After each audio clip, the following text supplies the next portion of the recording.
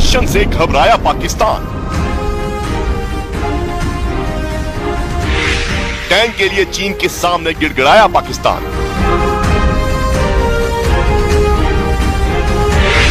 कंगाल पाकिस्तान को मिला चीन के हथियारों का साथ। पहलगाम हमले के बाद से ही भारत के एक्शन से पाकिस्तान थर-थर कांप रहा है। पाकिस्तान को इस बात का अंदेशा है कि उसके ऊपर कभी भी हमला हो सकता है।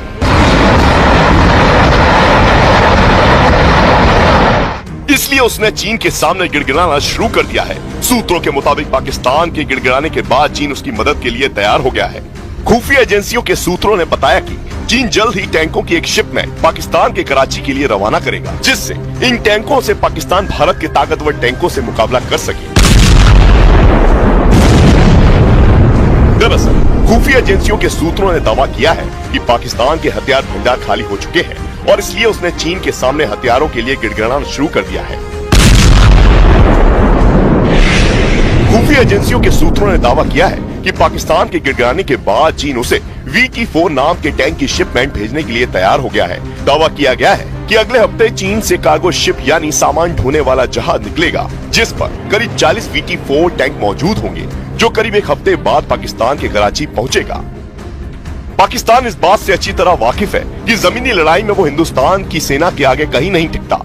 उसके पास जो टैंक है वो भारत के भीष्म और अर्जुन टैंक के आगे कहीं नहीं ठहरते। इसलिए उसने चीन के VT-4 टैंक खरीदने की डील की है। अब चीन के VT-4 टैंक की भीष्म टैंक से तुलना करें तो चाइनीज टैंक भीष्म के सामने कहीं नहीं ठहरता है।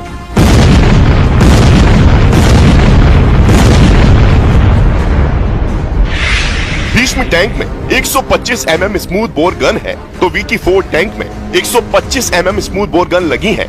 इंजन पावर की बात करें तो भीष्म टैंक में 1000 हॉर्स पावर डीजल इंजन है तो VT-4 टैंक में 1300 हॉर्स पावर टर्बोचार्ज इंजन है। क्रू मेंबर की बात करें तो दोनों में 3-3 क्रू मेंबर रहते हैं। रक्षक कवच की बात करें तो भीष्म में K6 एक्सप्लोसिव रिएक्टिव आर्मर लगे हैं और चीन के VT-4 टैंक में स्टैंडर्ड चाइनीज कंपोजिट आर्मर है। रात में ऑपरेशन क्षमता की बात करें तो भीष्म टैंक दिन रात फाइटिंग कर सकता है, जबकि चीन के VT-4 टैंक की क्षमता सीमित है। चलने की दूरी की बात करें तो भीष्म की रेंज लगभग 550 किलोमीटर है और चीन के टैंक की रेंज 500 किलोमीटर है। यानी चीन का टैंक पाने के बाद भी पाकिस्तान ताकतवर नहीं हो पाएगा। यही नहीं, पाकिस्तान की घबराहट उसके मिलिट्री ड्रिल से भी दिखती है,